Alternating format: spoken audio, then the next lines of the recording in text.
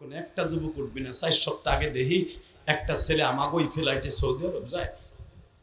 বাবা আইছে, মা আইছে, তার বউ আইছে, 4 বছরের বাচ্চাটা আইছে। 4 বছরের বাচ্চাটা দৌড় দিয়ে দিয়া বিমানবন্দরের মধ্যে। তোকে বিচার আল্লাহ করবো। তোর এই সুরালা মাইকরে আমি আজ থেকে আর একবার বলে গেছি, এই ডান্ডাটা বড় রাখবি না। এই ডান্ডায় কিন্তু আমি একবার হাত কাইটে গেছি, এই দেখেন এই যে সে দাগ এখনো আছে। তুই ছোট করছো এইটা, ছোট করার পর এত বড়, আরো বড় ছিল কেন? এটা দিয়ে পিটাপিটি করস মাহফিলে? ও মাহফিলের কমিটির মায়ের খেয়ে তো এটা দিয়ে পিটাপিটি করস। যদি আর কোনোদিন এটা ছোট করস না, বড় করস না, কপালে তোকে কপালে যেন আল্লাহ বিচার দেয়। আর একবার দেখেন এই যে হাত কাইটা সেই দাগ আমার এখনো যায় না, এই মাইকে এই ডানটায়। কেন হাত পাও তো লাড়াচাড়া করতেই হবে বাবা, ঠিক না বে ঠিক? এইটুক জায়গার মধ্যে, মাত্র 1.5 ফুট জায়গার মধ্যে হাত পাও লাড়াচাড়া না করে তুমি প্যারালাইজড হয়ে যাবো। অতএব আর মাত্র 2 মিনিট কথা বলবো। তবে আলেম ওলামা আনবেন এই মাঠে, বড় বড় বক্তা আসছে, অগমাইক আনবেন না। তোর ব্যবসা ধরা। এই সম্মেলন যদি তোরে না আনে, ওইরকম ওরা কবে জেহাদ হিসাব কয়ে গেছে, অগ আনবি না, ওরা বলে ভালো না সার্ভিস, এমনি লাট। হ্যাঁ তোকে আনবে যদি ডানটা ছোট হয়। ছোট হইব? ও ব্যবসার জন্য ছোট হইব। আল্লাহ হেফাজত। 5টায় মগার ফমকা তো এটা দিছিস কে তুই? আল্লাহ হেফাজত করে। আপনি আসবেন এটা তো কয় নাই আমারে, তাহলে আমার ডরে ছোট আনতো। আল্লাহ হেফাজত করে, যেরকম আমিন। বাবা এই যে কাটাটা, এই যে দেখছো জলেশ্বরী, এই যে কাটাটা কিন্তু এই ডান্ডা 2 বছর আগে আমি না করে গেছিলাম, আর পর দেন এই দাগে আনো যায় না, আজকে আবার লাগছিল, জামাই ফিরাই দিছে আল্লাহ। আল্লাহ হেফাজত করুক, যেরকম আমিন। কষ্ট হইতেছে বাবা, মাত্র 2টা মিনিট আমার দিক টাকা। কয়টা পর্যন্ত? 4টা। চাষার ঠেলা কি লাভ দিয়ে পিনি কুটে যায়। ইনশাল্লাহ বলেন। এই জন্য বাবা আমি লং টাইম ওয়াশ করি, তো এই জন্য আমি 9টায় উঠতে চাই। 9টায় উঠলে যথাসময় সারি। আমারও তো একটা বুড়ি বাবা। আবার একখান কথা আছে, দুপুরে আবার আর এক খেপ মাপছি, ওইখানে খেপার একটা আসিল আমার, ওইখানে 2 ঘন্টা কেলাইছি। আল্লাহ আলহামদুলিল্লাহ বলতে পারেন না? দুপুরে যেটা ছিল সেটা ছিল সেই সিরাজগঞ্জের চরে কাজীপুরে, ওই পিক না কি কয়, পিক, ওইখান দিয়ে টলারে গেছি 1 ঘন্টা। এরপরে আসরের আগে ওয়াশ সাইরা আইয়া আপনাকে এনে আইছি। অতএব বাবা আপনাকে দোয়া না থাকলে পারবো না আমরা বক্তারা। আপনাকে আমি ঠগাই নাই, এত কষ্ট হয়েছে আমি বুঝতে। মাইক আপনাকে খারাপ, তারপর আমি কথা বলেছি। কেন বলেছি জানেন? দেখি আমার বাবা জান একটা ফোঁটা পানি পড়ে কিনা। একটা মাহফিলের সফলতা হলো 5000 মানুষের মধ্যে একটা মানুষের চোখ দিয়ে যদি পানি পড়ে, ওই মাহফিল কামিয়াব। এই যুবকগুলোর কষ্ট সার্থক।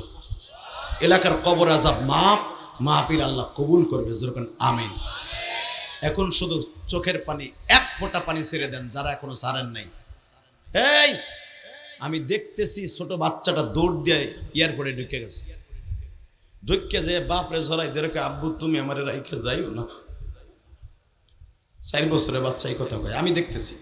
পুলিশটাই না আবার বাইরে করছে, বাপে কোলে নিছে। ঠিক বৃদ্ধ বাবা যেরকম 4 বছরের পোলা বাপরে গলা ধরছে, বৃদ্ধ বাবা যে ওই পূর্বাসীর মাজাটা ধরছে। বাবা তোর পোলা যেরকম, তোর পাগল তোর গলা ধরে কয় আব্বা যাইও না। আমি তোর বৃদ্ধ বাবা বলবো, তুই যাওয়ার আগে আমার কপালে একটা চুমা দিয়ে যা, আমি মনে হয় তুই চলে গেলে বাঁচবো না। এর নাম বাবা, এর নাম মা। যুবক ভাই, প্রবাসীদের মা বাবা এখনো পর্যন্ত ঠিক মতো ঈদের দিনে ভালো পোশাক পরে না। কেন জানো? মা মনে মনে ভাবে আমার পোলা বিদেশের বাড়ি কি করতেছে। অতএব প্রবাসীদের জন্য দোয়া করবেন, প্রবাসীদের জন্য আল্লাহ ভালো রাখে, যেরকম আমিন। কোন এমপি মন্ত্রী যদি প্রবাসীদের ইন্ডিকেট করে কথা বলে, তাদেরকে যদি কেউ নেগলেক্ট করে কথা বলে, আর দাঁতের সল ফাড়ায় ফেলাবো থাপড়াইতে। প্রবাসীরা আমার দেশের রেমিটি যোদ্ধা, স্বর্ণালী সন্তানেরা। তোমার প্রধানমন্ত্রী আশা শূন্য হয়ে গেছিল, সাবেক প্রধানমন্ত্রীর মাত্র 1.5 মাস রেমিটেন্স পাঠায়। কথা বলেন না কেন? অতএব আমি আপনাদের দুইটা পাও ধরে বলবো, আমার আল্লাহ বলছে ইবাদত হবে আমার, খেদমত হবে মা বাবার। ওই মা বাবার খেদমত করতে রাজি আছো না নাই? কে কে রাজি আছো দেখে আল্লাহকে হাত ধরে দেখাও। এই রাত 12:15টার সময় দেখাও। আল্লাহ এই হাতগুলো তুমি কবুল করো, মা বাবার খেদমত করার তৌফিক দান করো। নামাও হাত 30টা সেকেন্ডে। আমি ইলিয়াসুর রহমান জিহাদি, আমার কথায় এমনি এমনি কাঁদো না, এটা আমার ক্রেডিট না, এই কোরআন ধরে বলে গেলাম, এটা আমার এলেমের বাহাদুরি না, আমার বাবার দোয়া হলো আমার অ্যাকাউন্টে ভরপুর। আমার বাবা এখনো আমার বাসায় আসলে, ঢাকায় আমার বাড়িতে আসলে, আমি নিজের হাতে আমার আব্বারে গোসল দিই। এই কোরআন ধরে আল্লাহর জাতের কসম করে বললাম, আমার আব্বার গিরায় ব্যথা, ওই গিরার এই বাটি ডাক্তার বলছিল পাল্টাইতে হবে, 3.5 লক্ষ টাকা লাগবে। আমি বললাম 3.5 লাখ আর 10 লাখ না, আমার আব্বা যেন ঠিক মতো রুকু সিজদা দিতে পারে, এই বাটি পাল্টার লাগে পাল্টাই ফেলাম। আমার আব্বা বলে, আব্বা আমি জানি তুমি 10 টাকা হইলেও পাল্টাই দেবা, কিন্তু আমি চাই না আমার মওলার এই কুদরতি বাটিটা ক্যালসিয়াম শুকায় গেছে, আমি আর বাস করতে পারি না, তুমি পাল্টাই দেবা, আমি এই বাটি দুনিয়া রেখে যাবো না। বাবা আমার কষ্ট হয়ে হোক, আমি বাটি পাল্টাম না। আমি ডাক্তারকে বললাম, আমার কথাই এমনি এমনি কান্দো না যুবক, কারণ আছে তো। কারণ আমি 12 বছর বয়সে মা হারাইছি, আমার আব্বা আমার জান্নাত আমার সাথে এখনো আছে। আমি ডাক্তারকে বললাম, আমার আব্বার অপারেশন ছাড়া আর কোনো পন্থা আছে কিনা, কোনো মেডিসিনের দাম আর আব্বার সতেজ হবে কিনা এই বাটি।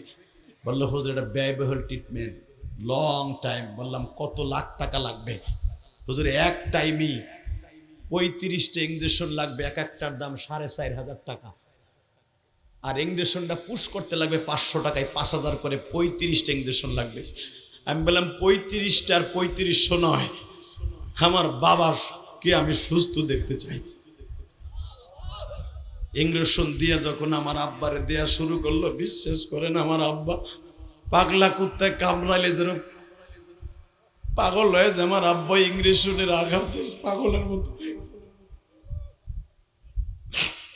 আমি রাত্রে ওয়াজ করে যাইতাম দলেশ্বরী, যাই দেখি আমার বাসার সবাই ঘুমায়, আমার আব্বা সাহেব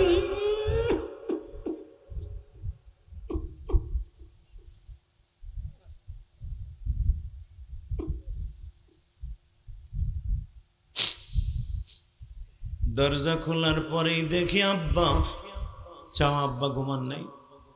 আব্বা কান্দে আর কয়, বাবা এক তো আঠির ব্যথা আর একটা হলো বুকের ব্যথা। কে তুমি এখনো ঘরে আসো না, এই জন্য বুকের ব্যথা। রাত 4টা বাজে তুমি আহো নাই, আঠুর যন্ত্রণা প্রচুর বাবা, আমি ঘুমাইতে পারি না।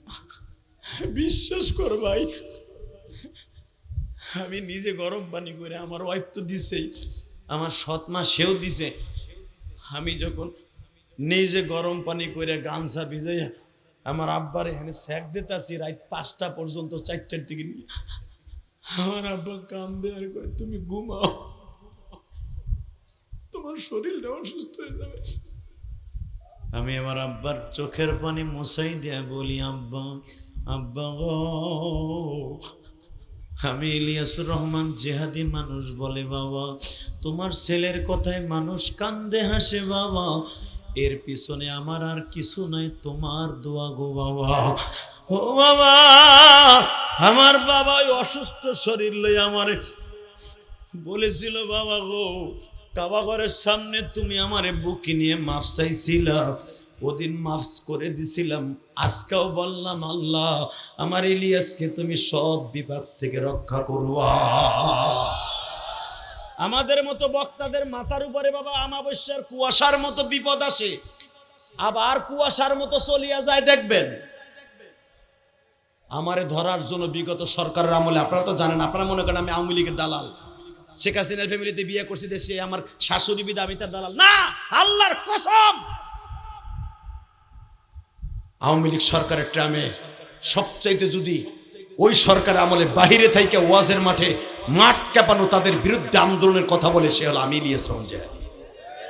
দেখবেন আমার এক একটা ওয়াজ বলিষ্ঠ কণ্ঠে সুর। এই জন্য আমাকে মামুনুল হকের পক্ষে কথা বলার কারণে, সরমনে আল্লাহর কুতুবের পক্ষে কথা বলার কারণে আমাকে 11 গাড়ি নিয়ে ধরতে আসছিল কেরানীগঞ্জের বাড়িতে। আমার বাড়ি ও গেছে, জিজ্ঞেস করেন, 4 তলার থেকে আমার নামাইছে, কিন্তু আমাকে নিতে পারে নাই।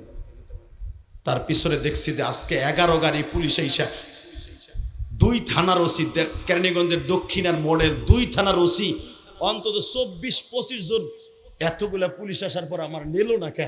তার পিছনে আমি দেখলাম 1 নম্বরে আমার বাবার দোয়া।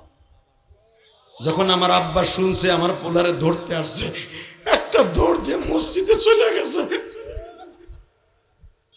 আবার ইলিয়াস কি অপরাধ করছে, কেন সে জেলে যাবে?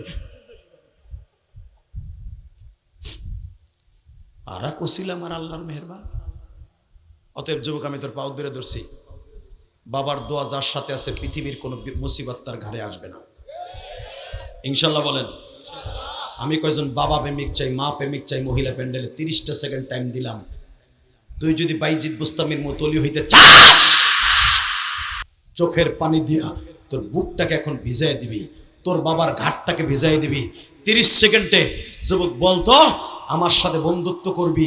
আমি যেরকম কাবা ঘরকে সামনে নিয়ে আমার বাবারে বুকি নিয়ে কানছিলাম, কোন কোন যুবক আছোস এই মাঠের মধ্যে তোর বাপ আছে, বাপের বুকি নিয়ে কানবি, ওই যুবকগুলো খাড়াও।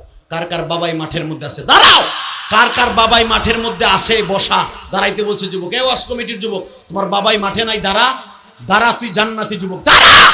কার কার বাবাই মাঠের মধ্যে আছে দাঁড়া, কার কার বাবা এই মাঠের মধ্যে আছে দাঁড়াও ভাই, দাঁড়ান দাঁড়ান কলিজার ভাই আমার। এই ওয়াজ কমিটির যুবক, তোর বাবাই মাঠের মধ্যে নাই, তোর বাবাই মাঠের মধ্যে বসা নাই, চাইছে দেখতেছস কে কে খাড়ায়, তারপরে খারাপই, তোর মতো হতভাগ আর কেউ নাই। কিসের দাঁড়ানো? আমার আব্বা আছে আমার মাঠে, আমার জান্নাত আমার ঘরে আছে।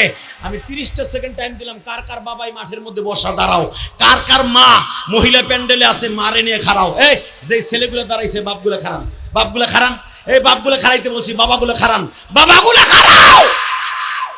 এখন বাপটারে, এ বাপের কাছ থেকে দোয়া নিয়ে তুই এখন জান্নাত কিনবি, তুই জান্নাত বাবার বুকের মধ্যে পড়ে নিবি। এই যুবতী মহিলা, তুমি তোমার মারে বুকের মধ্যে জান্নাত কিনবা। আমি বলার সাথে পাগলের মতো দৌড় দিবি, বাপরে বুকের মধ্যে নিয়ে কানবি। তোর বাপ যদি কান্দে, তোরে যদি মাফ করে, আমার আল্লাহ তোরে মাফ করে দিবে। যুবক ভাই, আমি বলার সাথে দৌড় দে, দৌড় দে যুবক, দৌড় দে, দৌড় দে, দৌড় দে, দৌড় দে, দৌড় দে।